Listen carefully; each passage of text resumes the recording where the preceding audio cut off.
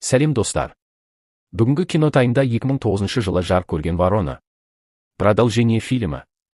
Фильмнің бірінші бөліміне сілтемені описаниеден таба аласыздар. Гензи әлі де Судзуран мектебінің королі атану үшін ең мықты жауынгер Риндамананы жеңуі керек.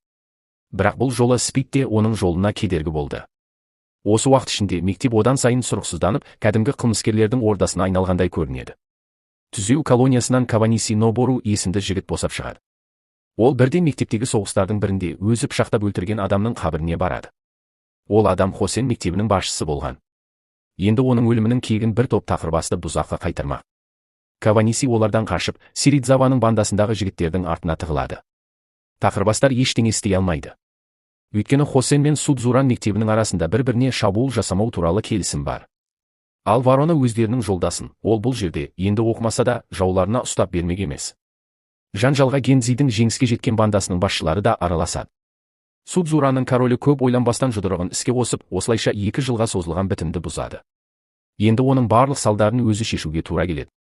Бармен Гензиге Каваниси бір кездері қарсылас мектептің ең мықты жауынгерін жиналмалы пышақтың көмегімен тоқтатуға тырысқан сол жаппай төбелес туралы айтып береді. Ал бармен бұл бітімді бұзған адамның дәл өзінің жас әңгімелесушісі екенін білгенде қатты таңғалады. Гензи дос қызынан кенді тауып алмағанын сұрайды. Якудза жігітті өлтіруі керек болған. Алайда оның орнына онымен дос болып, сол үшін бастығы Язакидің қолынан қаза тапқан еді. Бірақ есімізде болса, бұл тұзақ болатын, сондықтан бандит аман қалған. Ал Каваниси болса, баратын жері қалмаған, тағдыры тәлкекке түскен адам. Сондықтан ол Язакиге барып, қарсылас банданың басшысы Ацагензиді өлтіруді ұсынады. Бірақ оның бұл ұсынысына тек күліп қояды. Кейін Язаки оған өлім жазасына кесілген Кеннің қабірін тауып келуді тапсырады. Хосен мектебінің басшысы жауынгерлеріне Судзуранмен қайтадан соғыс басталғанын хабарлайды. Ал басты бұзақы әйелге ұқсайтын Рёкадан төбелес кезінде шектен шықпауды өтінеді. Судзуранда 1 жыл бойы таяқ жеп жүрген Васё Хосен мектебіне ауысады. Бірақ жергілікті мектепті бағындыру жоспары да ойдағыдай болмайды. Сливайся, панк! Судзурандағы бұрынғы жаулар бандаларды біріктіру туралы келісу үшін кездеседі. Бірақ келіссөздер сәтсіз аяқталады. Хосеннің тақырбастары пышақтап өлтірілген басшының інісі Тацуды шақырып, қан кегін алу үшін өздерімен бірге соғысқа баруды ұсынады. Бірақ ол бас тартады. Каваниси өлім жазасына кесілген Якудза Кеннің қабірін таба алмайды. Көрсетілген мекенжай бойынша ол зират емес, қазір жасырынып, докта жұмыс істеп жүрген бандиттің өзін тауып алады. Бұл екі қылмыскер бір-бірін жақсы таниды. Каваниси өзінің істегеніне өкінбейтінін айтады. Өйткені олай жасамағанда олардың мектебі талқандалып кетер еді. Енді не, ішімізді жарып тастауымыз керек пе? Деп ашуланады Кен. Я был вожаком, и это был мой долг. Ничего другого не оставалось. Ол өзі сол кезде досының қолындағы пышақты тартып алмағанына өкінеді. Тамура мен Макиси өз әскеріне адамдар жинай бастайды. Бір шашы ұзын, ұсқынсыз жігіт оларды сәтсіздер деп атап, сол үшін бірден нокаутқа түседі. Қарғыс атқан үштік әлі де бейтараптықтарын сақтап отыр және Гензидің жағында соғысуға ниетті емес. Гензидің әкесі, Рюсенкай бандасының басшысы, қалжыңдап оны жаңа анасымен таныстырады. Ол боянып алған, маскүнемдеу бір қыз. Миками ағайындылары Сиридзаваны тастап, күштірек Гензидің жағына өтеді. Миына ота жасалған Токиоға олар төбелес кезінде жарылған бас сүйегін желімдеп алу үшін супер желім сыйлайды. Макиси бір қызбен кездесуге келіседі. Бірақ интимдік нәрсе туралы ойлаған сайын, оның іші өтіп кетіп, қинала бастайды. Бұзақы жігіт мүшеқап сатып алып, сүйіктісімен кездесуге барады. Сол себепті ол барлығы жиналған ортақ кездесуге келе алмай қалады. Макиси бұрын өзі қойып кеткен резеңке жыланнан бір оқушы қызды құтқарады. Ал кейін оны аяусыз ұрып соға бастайды. Содан кейін ол қызға Вонючка өзенінің жағасына барып демалуды ұсынады. Ақымақ мүшеқаптарын алып шығып, бейшара қызға шабуыл жасамақ болады. Бірақ оны басқа бұзақылар құтқарып қалады. Горилла, что это плывет? Эти резинки я хотел использовать после того, как напугаю Кёка ядовитой змеей, а теперь они уплыли. Енді Макисиде қыз жоқ. Бір топ тақырбасты дзюдошы Сусумото мен оның достарына шабуыл жасайды. Рю оған тым жылдан болып шықты. Ал шашы ұзын жігітті жауларын өлтіріп қоймау үшін шынымен тоқтатуға тура келеді. Мордасы үлкен Такадзені де жан-жақтан қоршап алады. Судзураның басқа генералдарымен де дәл осындай жағдай болады. Олар қанша мықты жауынгер болса да, адам санның басымдығы шешуші рөл атқарып, барлығы аяусыз соққыға жығылады. Аяғында тек Макиси мен Васи ғана тік тұрып қалады. Сол кезде Васи пышағын суырып алады. Бірақ оны Наруми бастаған топтың басшысы тоқтатады. Нағыз еркектер тек жұдырықпен төбелеседі. Встретимся, когда будешь в лучшей форме. Да я и сейчас как огурчик. Настоящий мужик. Рю тағы да жауының басымен футбол ойнағысы келеді, бірақ басшысы оны тоқтатады. Изаки Гензиге абай болуды ескертеді. Егер оны құлатып кетсе, бүкіл мектептің жағдайы қиындайды. Сондықтан бәрібір Судзуранмен бірігудің жолын табу керек. Әйтпесе тақырбастар олардың бәрін басып жаншып тастайды. Садист Рю Суматаны реанимацияға жіберді. Ол ауруханада шамамен 3 ай жатады. Изаки Завоны жекпе-жекке шақырады. Егер ол жеңілсе, Гензидің тобына қосылады. Бірақ ол тәжірибелі жауынгерден әлсіздеу болып шықты да, жеңіліп қалады. Каваниси тағы да Язакидің алдына барып, өзін якудза қатарына қабылдауын сұрайды. Бірақ тағы да бас тартады. Алайда кланның басқа мүшелері оны қоршап алып, бәрібір Рюсенкай бандасының басшысын құлатып тастауға көмектесуді ұсынады. Егер ол мұны істесе, оны өз қатарларына қабылдайтындарын айтады. Мұңайған Гензи ішімдік ішіп отырады. Ал төменде оны одан да қатты мас болып алған әкесі күтіп отырады. Неге менің ұлым сонша бақытсыз? Ол Судзуранды бағындырды ғой. Әкесі Гензиге ішімдікті қалай дұрыс ішу керектігін үйретіп отырып, оған тағы бір ақылын айтады. Адам өз басын ғана емес, қасындағы адамдарын ойлай бастағанда ғана нағыз мықты болады. Руко бұзақмен жақындасуға тырыса береді, бірақ ол әдеттегідей оны қабылдамай қояды. Наруми көшеде Сузумонды аңдып жүріп, оған темекісін тұтатып береді. Ал Гензи бұл қызметшіл жігіттің өзінің басты жауы екенін тіпті білмейді. Көлікке бара жатқан жолда Гензидің әкесі жол жиегіне барып дәрет сындырып алады. Сол кезде оған Каваниси жүгіріп келіп, бірнеше рет оқ атады. Босс ауыр жараланады. Бүкіл банда ауруханадағы ортақ палатаға жиналады. Олардың арасына Гензи де келеді. Қатты қорқып қалған Каванисиге якудзалар телефон соғып, жараланған босты өлтіру үшін ауруханаға баруды бұйырады. Кем болған жағдайда жаңалықтардан біледі. Ал Наруми болса, нағыз еркектер туралы ой толғауын жалғастыра береді. Я хорошо это чувствую. Запах настоящего мужчины. Я не голубой. Ол Тацуяның ағасы үшін неге кек алғысы келмейтінін түсінбейді. Тацуяның айтуынша, әзірге ол Хосенді күшейтумен айналысқысы келеді. Алып денелі Риндаман мен Гензидің кезекті жекпе-жегі күткендей, Гензидің соққыға жығылуымен аяқталды. Дегенмен Риндаманның да беті көкала қойдай болып кеткен еді. Гензи тек түнде мектептің төбесінде есін жиды. Сол кезде қолына канистр ұстаған ессіз Васи мектепке жүгіріп келіп, спорт залды өртеп жібереді. Өрт болған жерден Хосеннің оттығы табылады. Барлығы Гензидің Хосенмен кездесіп, бірден кек алуға жүгіретінін күтті.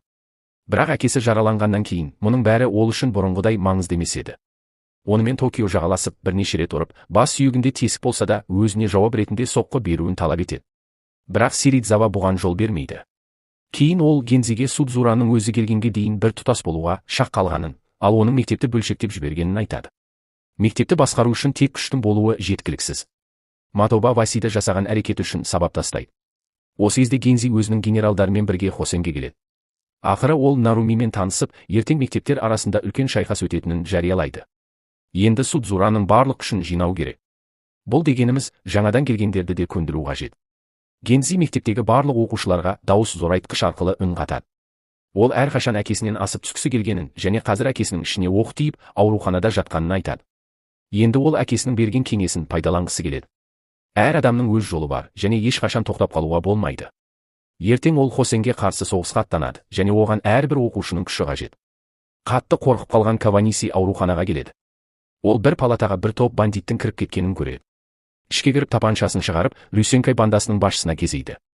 Бірақ соңғы сәтте Кен оны тоқтатып, якудзаның алдына өзі тұрады. Ол өзінің кіші досын райынан қайтуға үгіттейді. Әрине, бәрін қайтадан бастау енді мүмкін емес, тірі қалу үшін көп қиындықты бастан өткеруге тура келеді. Бірақ өмірді түбегейлі құрдымға жіберуге де болмайды.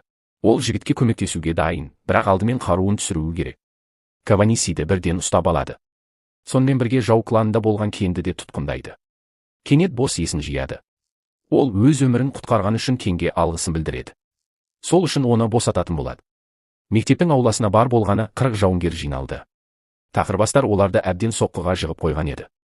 Оларға қарғыс атқан үштік бастаған жаңадан келгендер де қосылады. Бірақ олар күштердің ара қатынасын бағалап, бірден кетіп қалады. Өйткені жайдан жай өліп қалғылары келмейді. Мұндай жағдайда бір варонға Хосеннің 3 жауынгерінен келеді. Гензи бәріне тарауды бұйырады. Өйткені олар төбелес басталмай жатып-ақ жеңіліп қойған еді. Миками ағайындылары тағы да жақтарын ауыстырып, Сиридзаваға қайта оралады.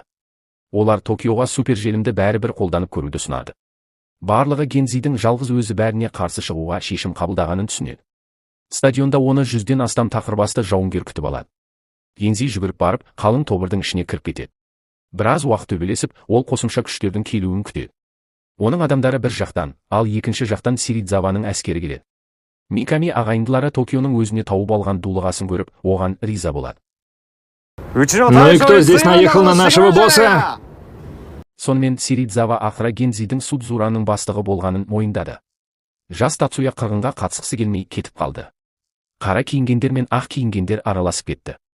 Кеше ғана жау болғандар енді бір-бірінің арқасын қорғап, қатар соғысып жатыр. Миками ағайындылары Токионың басын қорғауға кірісті. Алып денелі Матоба варондарды жан-жаққа лақтырып жатыр. Оған қарсы Макисе де белсенді шайқасуда. Финалдық жекпе-жек төбеде өтуі керек. Сондықтан Гензи біртіндеп дәл сол жерге қарай жол ашып келеді. Бірақ варондарды жоғарғы қабаттардан түскен қосымша күштер басып қалады. Наруми де біртіндеп төбеге қарай жылжып келеді. Жол жөнекей варондардың жас жауынгерлерін жан-жаққа ұшырып тастап жатыр. Читай. Чего? Читай вслух. Вход только в сменной обуви. Где твои тапочки, сука? Макисе берсерк режиміне көшіп, 20 шақты адамды өзіне қарсы алып төбелесті. Олар ішке кіріп, түскі асын ішіп отырған Нарумидің сыныбына басып кірді. Наруми нағыз еркекпен жекпе-жекке шығуды қалады. Садист Рё алдынан шыққандардың бәрін жайпап келе жатты. Тақырбастарды қанша ұрып соқсаң да, олардың саны азаймайтын сияқты. Варондардың көпшілігі Гензиге жоғары көтерілуге уақыт беру үшін оларды ұстап қалу мақсатында қабатта қалды. Макисе мен Наруми бір-бірін аяусыз соққыға жығып, екеуі де әбден қан-жоса болды. Ақырында шашы ұзын жігіт жеңіске жетіп, алып денелі жауынгер нокаутқа түсті. Токионың қорғанысын шешіп тастап, оның басына бірден бірнеше рет оқ атты. Бұған қоса жігіт басымен еденге де соғылып қалды. Ол бас сүйегін желімдеп әуре болмады. Денсаулығына қарамай қайтадан төбелеске ұмтылды. Келесі қабатта Гензи өз жасағымен бірге Матабаны тоқтатуға тырысады. Төбеге шығатын жолда ашу керек еді, бірақ жол орындықтармен бөгеліп қалған. Тағы бір қабат жоғары көтерілгенде Гензиді Сиридзаваның бүкіл тобымен бірге кезекті қалың тобыр емес, жалғыз ғана садист Рё күтіп тұрды. Сиридзава шашы ұзын жігітпен өзі жекпе-жекке шығуды және өзінің досы Цусумото үшін кек алуды шешті. Ақыра Гензи төбеге шықты. Онда оны Наруми күтіп тұр еді. Екеуі де әбден соққыға жығылған. Наруми Судзуранды әлдеқашан бағындыруды армандаған. Міне енді ол мақсатына бір қадам ғана қалған еді. Бірақ Гензиді жеңу оңай емес. Рё өте мықты қарсылас болып шықты. Бірақ Сиридзаваның басы темірдей қатты еді, сондықтан ол соққының артынан соққыға шыдап тұрды. Ал өзі бір соққымен Рёны теңселтіп жіберіп, артынша секіріп барып ұрып, оны бір жола құлатады. Төбеде Наруми Гензиді қалай жеңерін білмей қиналады. Сол кезде олардың төбелесін Васи тоқтатады. Ол тағы да пышағын суырып алады. Бірақ Тацуя оны шеберлікпен қарусыздандырып, бір соққымен құлатады. Осы кезде төбеге Сиридзава да көтеріледі. Енді осының бәрін аяқтайтын уақыт келді. Екі басшы бір-бірін қорғануды ұмытып, бар күшімен ұра береді. Ақырында жерге құлаған Наруми болды. Тацуя бетісіп кеткен Гензиге қарап тұр. Бір күні оған да Гензимен жекпе-жекке шығуға тура келеді. Қанға боялған варондар жеңіспен өз ұяларына қайтып оралады. Васи қайта оралғысы келіп, қара пиджакты көтеріп алады. Біз Кенге Каванисиді өзімен бірге алып кетуге рұқсат бергенін білеміз. Біздің барлық кейіпкерлеріміз ақыры мектепті бітірді. Бірақ әлі де бір сұрақ жауапсыз қалды.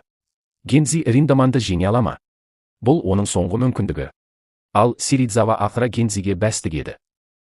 Сегодня последний шанс. Да.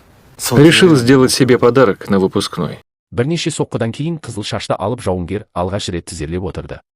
Бірақ жекпе-жектен кімнің жеңімпаз болып шыққанын біз сол күйі білмейміз. Осымен шолуымыз аяқталды.